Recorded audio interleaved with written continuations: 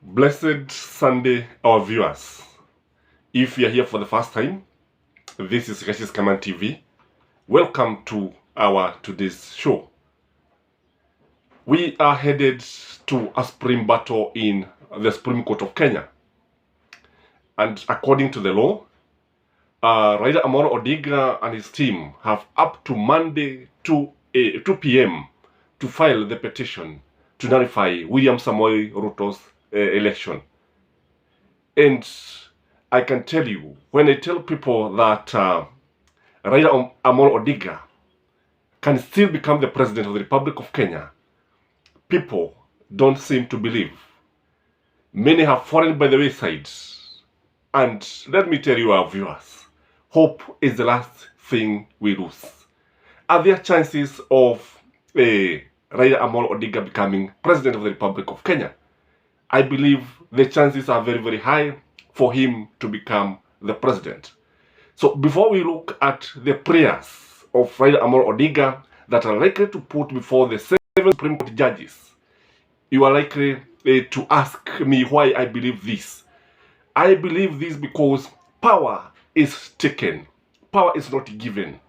Though Raila Amolo Odinga missed that opportunity by whisker when Wafula Chebukati jumped the gun and declared William Samoei Ruto the president, I still believe that Raila Amolo Odinga anaweza kutangazwa mshindi na kuwa rais wa Jamhuri ya Kenya.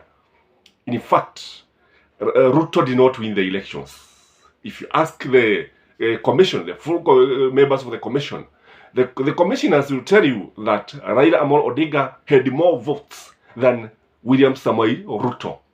So, what are the likely prayers that are likely to be put before Mother Kome's court? The first prayer, I believe, will be put before the courts is a declaration that William Samoei Ruto was not validly declared as the president-elect, and as such, the declaration should be quashed and declared null and void. Let me ask you, do you think, our viewers, William Samoei Ruto was validly declared as the president-elect? If you ask me, I would say the answer is no. Kwa sababu ukiangalia, he was not actually declared by the commission. It was just a one-man show, as I've always been saying. Na tena ukiangalia, utaona kwamba William Samoei Ruto was the same side with Chebukati. Something that doesn't happen anywhere. When you are giving certificates, where did you see mtu ambaye anapewa cheti cha ushindi ako katika the same side with the person who is giving? So again, the other thing that will show that he was not validly elected will depend on the evidence that will be brought to court. It is important here at this stage to know that William Samoei Ruto will likely be the third respondent, and the first respondent must be IBC, and the second respondent must be Wafula Chebukati. So, and it will be very, very interesting to know if this man was validly declared the president-elect. So the deputy president has all the reason to get worried, because the evidence that will be brought to court will scare the world. In fact, many people are saying that no elections was conducted in Kenya.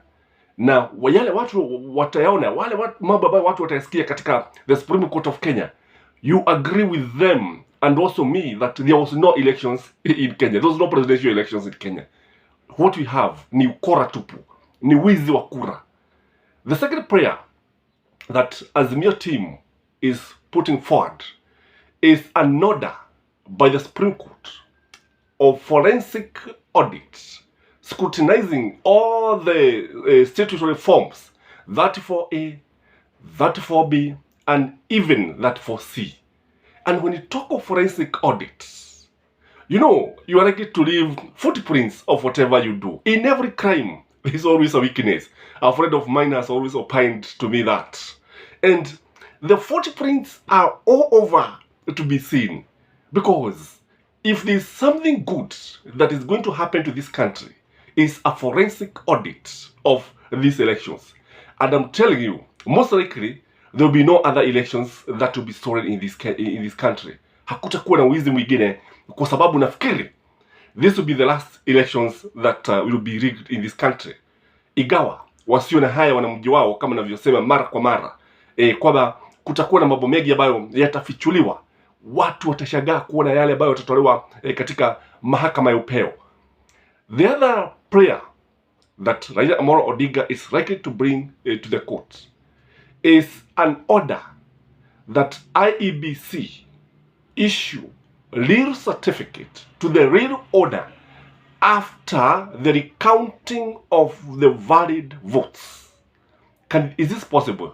Because you see, if you ask me on a layman point of view, I think the mahakama ya upeo kile ambacho inaweza kufanya is to declare the elections null and void. It can also ask for retiring. It can also ask for a rerun. But this issue of declaring Raila Amolo Odinga the winner, I don't know the legal point of it, because this is something that is contested. Lakini kile ambacho tunajua, the court can set a precedent. And if it comes very clear to all and sundry that Raila Amolo Odinga won the elections, if it comes to that point, I think the court would not hesitate to declare William Samoei Ruto's president-elect as null and void, and declare Raila Amolo Odinga as the president-elect. I think the court may not declare him elect, but to force Wafula Chebukati, because the prayer here, I would think, is to force Chebukati to declare the rightful owner of the presidency to take the lead. And this one most likely will be Raila Amolo Odinga. When I say that Raila Amolo Odinga is likely to be declared the President of the Republic of Kenya, this is very, very much possible. The other prayer I think that is likely to be brought to this Supreme Court is that all the IBC officials who bungled these elections must take responsibility. And again, these officials who bungled the elections must be prosecuted one after the other, starting from the clerks, going to the presiding officers, going to the deputy presiding officers, returning officers, county returning officers, and Wafula Chebukati himself. So I think this will be a big lesson to those people who bungled the elections.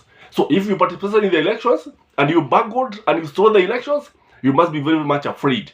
Kwa sababu hiki ni kimoja wapo ya kipegee ambacho kinaweza kutumiwa kuhakikisha kwamba watu hawatashiriki tena katika wizi wa kura. And again, the fifth prayer that Azimio is likely to put forward to the Supreme Court is Wafula Chebukati take the burden of all the legal costs of this petition. Unajua akiambiwa alipe, atalipa mamilioni ya pesa, gharama kubwa, because you see, Azimio has assembled so many lawyers, led by Forizno J, or James Orego, or Tiede Omolo, so many. And I think Kenya Kwanza has all the reason to get worried. When I look at the butterfly of lawyers, the battalion of Azimio lawyers, I think these are the people who are likely to bring issues in the court. Again, I also understand they are backed by another team of research lawyers who are searching, going through the data to provide evidences in court. Kwa hivyo kile ambacho kitakuwa katika mahakama ya upeo si yale ambao watu wamezoea. It will make 2017 presidential petition look like a kangaroo court. Kwa sababu I think hapa watu watashtuka kutokana na yale ambayo yatatokea. I think if here for the first time and you have not subscribed to this channel, kindly subscribe, as it is very, very important to follow this channel to see what is happening in our daily basis in the political arena. If you are viewers and you have not liked this video, kindly like it, share, comment, let me know what you think about Raila'S presidency, because people should not despair, as I have said. And I think it is also important to look at the funny scenario in this case, the unusual scenario. Mahali ambapo nataka uangalie sana is our viewers, as this case will be going on. The first thing that is very unusual is that Professor Githu Muigai lead 15 lawyers to defend the IBC and Wafula Chebukati. When I heard about Githu Muigai, I asked myself so many questions. Although the lawyers, yes, they are neutral, but we know they may be working for other people. So if Githu Muigai, who has been the Attorney General of Kenya, is the person who is going to lead this team, I think IBC has all the reasons to get worried. I should ask myself, is this by design or default? Githu Muigai of all people to defend IBC. I think watajikaga kwa mafuta yao wenyewe. IBC inajikaga. When I say that these elections will be nullified, when I say that this election will see Baba declare the president-elect, you have all the reason to believe what I say. The other thing that will be very funny, that will be very unusual, mahali ambapo nataka uangalie, is how a split IBC commission is going to deal with this case. You know very well that Wafula Chebukati is a dictator, a benevolent dictator who is dictating terms and conditions and the working environment in IBC. Wafula Chebukati ni mtu ambaye hasikilizi mtu yeyote, hasikilizi mwadhini wala tutaka maji msikitini. Ni mtu ambaye neno lake ni kama sheria. On his own, without the commission, he declared William Samoei Ruto the president-elect. I think he is alone, because even the two commissioners did not sign. They abstained from signing the results. While the four commissioners led by Juliana Cherera disowned this. So how are they going to defend this? So it is very, very important to watch how a split IBC is going to handle this petition. It will be very, very interesting. The other thing I want you to watch very closely is why results. What are they going to say? Why results were declared before verifying the results of 28 constituencies? How did they know the results? In fact, by the time William Ruto was declared the president, tunajua vizuri sana kutoka 28 constituencies, the results were not declared. They were not verified. Kwa hivyo ni kazi ambayo itakuwa rahisi sana kwa upande wa Azimio, kwa sababu vile ambavyo Ruto alikuwa mshindi ni jambo ambalo haliwezi likaeleweka hapa duniani. Labda inaweza kueleweka katika another planet, but not, I think, on the planet Earth. The other thing that I would like you to watch very closely, very keenly, because you see, the report of the KPMG is going to come up in this case. Lazima itakuja hapa. Jambo ambalo tutakuwa tukiangalia. Who were the 14 mysterious returning officers who were running the IEBC database? Who are these? They could transfer your name, they could do anything that you want with your name, with the data, they could interfere with the KIMS kit, they could do anything. I am telling you, there was no elections in Kenya. Kama kulikuwa na 14 mysterious returning officers who could do anything. If they feel that Raila'S Common TV, haufai kuwa wafuasi wenu, wafuasi, the viewers are not supposed to vote in certain places, their names should be nullified. Even if they vote, maybe they could interfere with the KIMS kit, and the result would read that you have not voted. So who are these people, and who gave them the authority to access such an important database?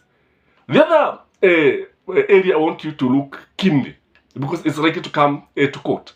Who were the 10 Embakasi South clerks who had unlimited access to IEBC database?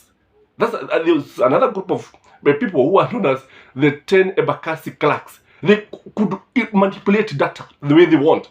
So I'm saying there was no elections in Kenya. And what we had is just an imagination that there's an election. And ukiangalia utaona kwamba when we say that William Samoei Ruto did not win the elections, the judges will be convinced beyond any reasonable doubt kwamba hakukuwa na uchaguzi nchini Kenya, na hakujawahi kuwa na uchaguzi tangu ule wa 2017. The other thing that I would like you to observe is why we had the voter turnout in Mount Kenya sometimes exceeding those who are in the Kim's kit. And again, in Mount Kenya alone, about 600,000 voters voted for the presidential candidate only. And this is William Samoei Ruto. I did not vote for the governors, did not vote for the senators, did not vote for the women rep. So, what a coincidence. What was happening here? So, we want to know even the real turnout in Mount Kenya, because the actual voter turnout in Mount Kenya is heavily manipulated. It will be very, very interesting to watch. It will be a case that will be refined in many generations to come.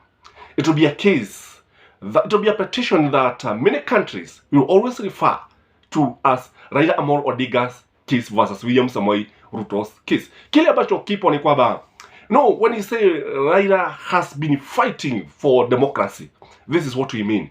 Because he is not fighting just to win the elections. He is fighting to have justice in this country.